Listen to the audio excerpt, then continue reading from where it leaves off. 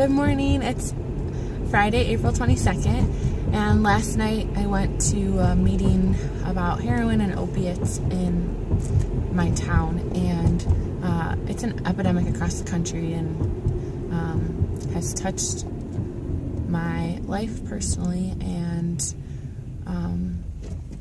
our loved ones, and a lot of people know someone that has suffered through it or passed away now, sadly.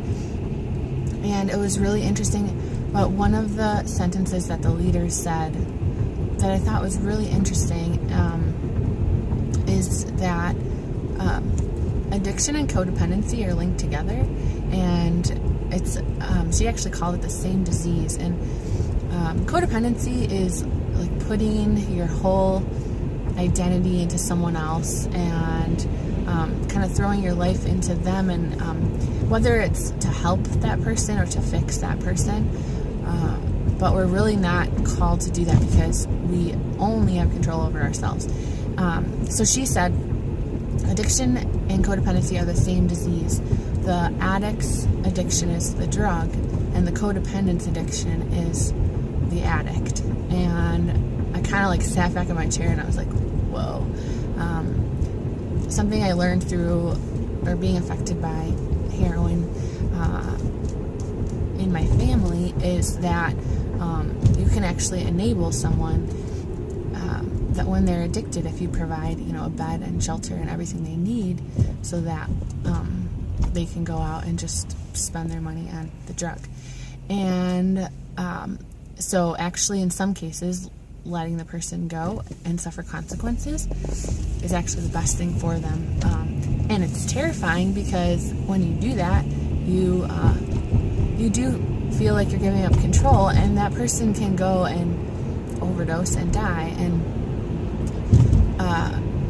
it's like such a struggle, but it's amazing with what I'm learning, even in the Bible, about trusting God, and how there was a verse today, the Son sets you free. Indeed, Jesus came to set us free, and when we are struggling and trying to manipulate situations so that the people in our lives act a certain way or don't do drugs or whatever it may be, we don't have freedom. We become a slave to that person, and we really don't have control, like, in the first place. And this is hard for me because when you love someone, you want the best for them, and you can't do the work for them, though, and it's really only God that can change someone's heart. And we have a good God, though, that we can trust, and whatever, as dark as the circumstances seem,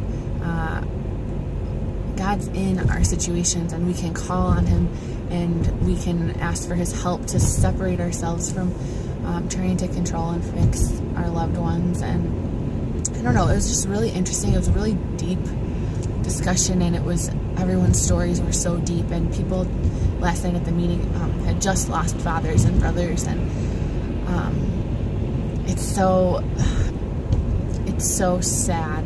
And what they kept saying is, like, you have to take care of yourself and you need to get help. And I think they teach that in like Al-Anon groups for families about what you truly have control over, which is just yourself. And so all this stuff's just swirling around in my mind. I just thought it was really interesting, and it's something I struggle with. So in not just with addiction, people addicted in my life, but just people in my life making bad decisions or hurtful decisions and letting them do that. So it's very interesting, but I love that we have a God that we can trust and cry out to, and that He puts people in our lives that help us when we're going through difficult times.